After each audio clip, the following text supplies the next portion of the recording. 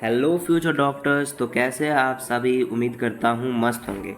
तो आज की इस वीडियो में हम लोग डिस्कस करेंगे कौन कौन से बच्चे जो है बिहार यूजी मैक राउंड 3 2024 है ना के लिए एलिजिबल है कि नहीं है ना। कौन कौन से बच्चे जो है फ्रेश रजिस्ट्रेशन कर सकते हैं अगर उन्होंने राउंड 1 में सीट को फ्रेश रजिस्ट्रेशन किया था बिहार यूजी मैक में, तो क्या उनको राउंड 3 में फिर से रजिस्ट्रेशन करना पड़ेगा। साथ ही हम लोग ये भी डिस्कस करने वाले हैं कि कौन कौन से ऐसे बच्चे हैं जिनको फ्रेश रजिस्ट्रेशन की ज़रूरत होगी। और साथ में हम लोग ये भी बात करेंगे कि ऑल इंडिया से सीट मिला तो हम लोग क्या कर सकते हैं, मतलब ऑल इंडिया से लिंक करके मैं इस वीडियो को और बना रहा हूँ। एंड अगर नेक्स्ट वीडियो में हम लोग बात करेंगे कि स्टे वैकेंसी राउंड के रूल्स एंड रेगुलेशंस क्या हैं और हम लोग कैसे पार्टिसिपेट कर सकते हैं जिनको थर्ड राउंड में भी नहीं मिलेगा तो स्ट्रे में उसके क्या चांसेस होंगे, सीट मैट्रिक्स क्या होने वाली है expected, and stray vacancy round का जो है कट ऑफ कितना जाने वाला है, सभी के बारे में हम लोग जो है इस वीडियो में डिस्कस करेंगे। इस वजह से चैनल से जुड़े रहने के लिए प्लीज़ चैनल को सब्सक्राइब कर दें, लाइक कर दें। सबसे पहले हम लोग यहाँ पे सबसे पहले बात करते हैं कि कौन कौन से बच्चे ऑल इंडिया राउंड 3 के लिए एलिजिबल है। देखो, सबसे पहले अगर आपका ऑल इंडिया जैसे रिजल्ट कल ही आया है, अगर ऑल इंडिया थर्ड राउंड में आपका रिजल्ट आया है एंड आपको कॉलेज मिल गया, ठीक है, अगर आपने कॉलेज पर रिपोर्ट कर दिया है, ठीक है, कॉलेज पर रिपोर्ट कर दिया है तो आप जो है काउंसलिंग से जो है बाहर हो गए हो, मतलब आपको रिपोर्टिंग कर लिए, कॉलेज ले लीजिए। अब कहीं भी आप काउंसलिंग नहीं कर सकते, किसी भी बिहार के थर्ड राउंड में पार्टिसिपेट नहीं कर सकते, आपका ओके हो चुका है, डन हो चुका है।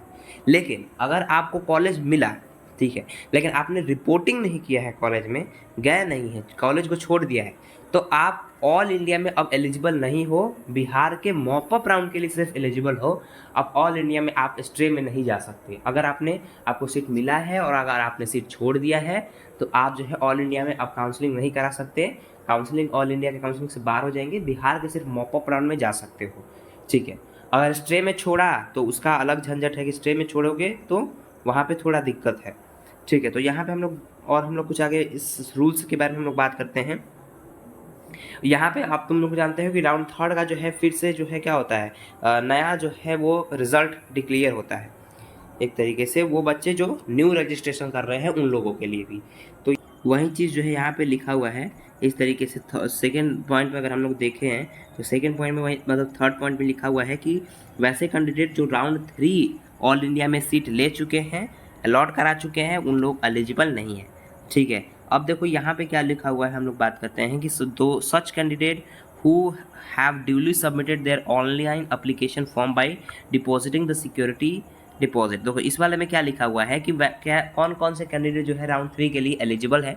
तो बिहार के वो सभी स्टूडेंट जिन्होंने राउंड 1 एंड राउंड 1 में रजिस्ट्रेशन किया हुआ था और उनको सीट नहीं मिला है, ना ही राउंड 1 में उनको सीट मिला है, ना ही राउंड 2 में सीट मिला है, तो वो क्या कर सकते हैं, वो थर्ड राउंड के लिए एलिजिबल है। उनको क्या फ्रेश रजिस्ट्रेशन करना होगा? तो नहीं, फ्रेश रजिस्ट्रेशन उनको जो है वो नहीं करना पड़ेगा। आप जो है ऑटोमेटिक जो है बिहार यूजी में थर्ड राउंड में रजिस्टर हो जाओगे, ठीक है। फिर अगर हम लोग बात करें वैसे बच्चे जिन्होंने राउंड 1 में फ्री एग्जिट लिया है, राउंड 2 में उनको नहीं मिला सीट, तो वो बच्चे भी क्या होंगे, एलिजिबल होंगे। अगला, तो यहाँ पे हम लोग बात कर सकते हैं कि वैसे स्टूडेंट्स जिनको राउंड 2 में सीट मिला था और उन्होंने राउंड 2 के सीट को छोड़ दिया है, उन्होंने फ्री एग्जिट ले लिया या किसी तरीके से छोड़ दिया, तो क्या राउंड 3 में उनको फ्रेश रजिस्ट्रेशन करना पड़ेगा? तो इसका आंसर है जी हाँ। आपको जो है राउंड 2 में अगर सीट मिल रहा है, अगर आपने छोड़ दिया है, तो आपको राउंड 3 में जो है फिर से फ्रेश रजिस्ट्रेशन करना पड़ेगा, फिर से सिक्योरिटी मनी डिपॉजिट करवानी पड़ेगी और तब आप जाकर रजिस्टर होंगे, उसके हिसाब से आपका रैंक कार्ड बनेगा न्यू वाला। तो यहाँ पर ये बात है, मतलब मैं सारे पॉइंट्स को एक एक करके नहीं, सीधे सीधे एक्सप्लेन करते जा रहा हूँ। सबसे मेन इंपॉर्टेंट बातें हैं यहाँ पे क्या, चॉइस फिलिंग करने का। आपको अच्छे से चॉइस फिलिंग करना है अच्छे तरीके से, ठीक है। और एक नेक्स्ट डाउट है, और अगर हम लोग बात करें नेक्स्ट पॉइंट के, तो अगर मान लो कि राउंड 1 में सीट आपको मिला था लेकिन आपने फ्री एग्जिट कर दिया था और आपको राउंड 2 में सीट नहीं अलॉट हुआ है, तो क्या आप फ्रेश रजिस्ट्रेशन करना पड़ेगा आपको राउंड 3 में? तो ऐसा नहीं है, आपको राउंड 3 के लिए ऑटोमेटिक एलिजिबल है। मतलब मोटा मोटी यही है कि जिनको राउंड 1 में ऑलरेडी रजिस्टर थे, उनको सीट नहीं मिला है राउंड 1 राउंड 2 में, या राउंड 2 में मान लो कहीं भी सीट नहीं मिला है राउंड 2 या राउंड 1 में, तो वो ऑटोमेटिक एलिजिबल हो जाएंगे, है ना, मॉपअप राउंड के लिए बिहार में। लेकिन आपको मतलब फर्स्ट राउंड में सीट मिला था, फ्री एग्जिट करा लिया, सेकंड में नहीं मिला तो भी ऑटोमेटिक है, लेकिन सेकंड में मिला था सीट, अगर आपने छोड़ा है तो फिर से आपको करना पड़ेगा। जो एक्स्ट्रा बच्चे हैं वो भी फ्रेश रजिस्ट्रेशन कर सकते हैं। जिन्होंने राउंड 1 और राउंड 2 में रजिस्टर नहीं किया था वो लोग भी राउंड 3 के लिए रजिस्टर कर सकते हैं। ये बहुत इंपॉर्टेंट बात है। ऐसा नहीं कि शुरुआत में ही आपको करना पड़ेगा, नहीं। जिन्होंने राउंड 3 के लिए फ्रेश रजिस्ट्रेशन कर रहे हैं, राउंड 1 में किया ही नहीं था, वो भी यहाँ पे एलिजिबल है।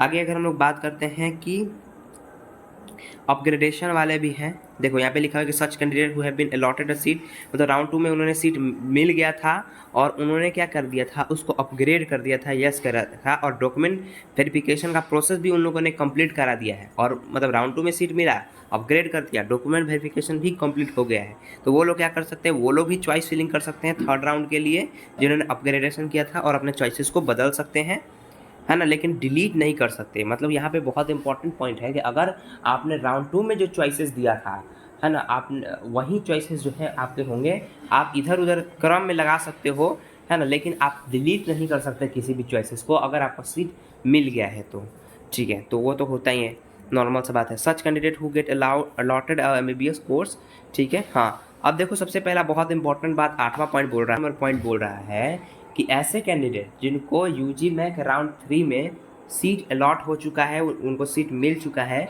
तो क्या ऐसे स्टूडेंट राउंड 3 को छोड़ के स्ट्रीम में जा सकते हैं क्या? या किसी तरीके से मेरा मनपसंद कॉलेज नहीं मिला राउंड 3 में, इसको मैं फ्री विजिट कर सकता हूँ क्या? ऐसे में क्या हो सकता है? तो यहाँ पे बहुत इंपॉर्टेंट है कि आप जिस तरीके से ऑल इंडिया राउंड 3 के आप अगर सीट छोड़ते हैं तो ऑल इंडिया काउंसलिंग से बाहर हो जाएंगे, उसी तरह का आपको अगर मॉपअप राउंड में आपको सीट मिलता है, अगर आपने उस सीट को नहीं लिया तो आप Bihar UG MAC mop up round से भी क्या हो जाएंगे, बाहर हो जाएंगे, बाहर चले जाएंगे। हालांकि डिबार्ट तो नहीं होंगे, ऐसा नहीं होगा कि अगले साल भी नहीं काउंसलिंग कर सकते हैं। अगर आप स्ट्रे में ऐसी गलती करते हैं तो आपको 1 साल और नीट काउंसलिंग से बैन कर दिया जाता है, ठीक है। तो हाँ, ये था। और आगे वही चीज़ें हैं, चॉइस फिलिंग और पासवर्ड के बारे में बोला हुआ है। राउंड 3 का जो बाकी सब शेड्यूल है वो आएगा, तो उसमें मैं बेटर आपको एक्सप्लेन कर पाऊँगा। अगर हम लोग बात करें स्ट्रे वैकेंसी राउंड के क्या रूल्स एंड रेगुलेशंस रहेंगे, सारे के बारे में हम लोग डिस्कस करेंगे, बट नेक्स्ट वीडियो में। इस वजह से सब्सक्राइब करके रखें मेरे चैनल को, लाइक कर दें सारे अपडेट को प्राप्त करने के लिए। नेक्स्ट वन थिंग, बहुत से बच्चे पूछ रहे थे कि टाइम कब आ सकता है ना, राउंड 3 का जो है टाइमिंग क्या रह सकता है।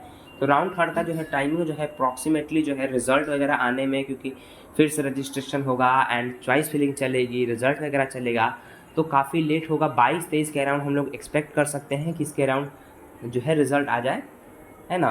या 26-27 भी जा सकता है, लेकिन मोटा मोटी मान के चलो 23 तारीख एवरेज मान के चलो कि इसके अनुसार यहाँ पे रिजल्ट आ सकता है। और thanks for watching my channel.